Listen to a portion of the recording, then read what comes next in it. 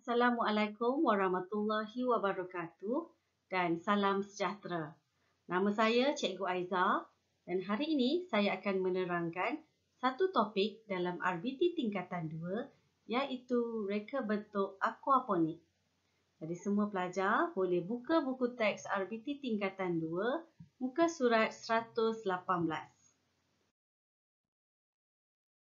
Apa itu aquaponik?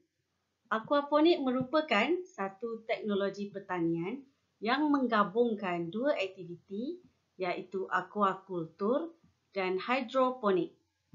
Aquakultur ialah aktiviti ternakan ikan, manakala hidroponik adalah aktiviti menanam tanpa menggunakan media tanah. Dan aktiviti ini dijalankan dalam satu pusingan air. Apakah tujuan aquaponik? Ada 3 tujuan.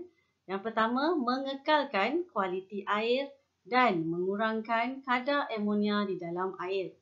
Yang kedua, ianya dapat menjimatkan ruang dan masa. Dan ketiga, ianya dapat menghasilkan dua jenis makanan manusia secara serentak, iaitu tanaman dan ikan. Terdapat 3 unsur penting di dalam aquaponik dan ia membentuk suatu hubungan yang saling menguntungkan atau dikenali sebagai simbiosis mutualism. 3 unsur tersebut ialah kewujudan tanaman. Tanaman menyalurkan oksigen kepada ikan dan memberikan air yang bebas amonia. Yang kedua ialah ikan. Ikan mengeluarkan sisa makanan yang mengandungi amonia bagi tanaman. Dan yang ketiga ialah bakteria, menapis dan mengubah amonia menjadi nitrat dan zat yang berfungsi sebagai baja kepada tanaman.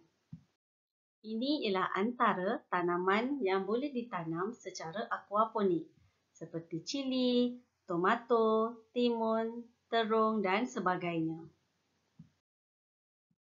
Ini ikan yang boleh kita ternak dalam reka bentuk aquaponik seperti ikan patin, ikan keli dan sebagainya. Dan unsur yang terakhir ialah bakteria.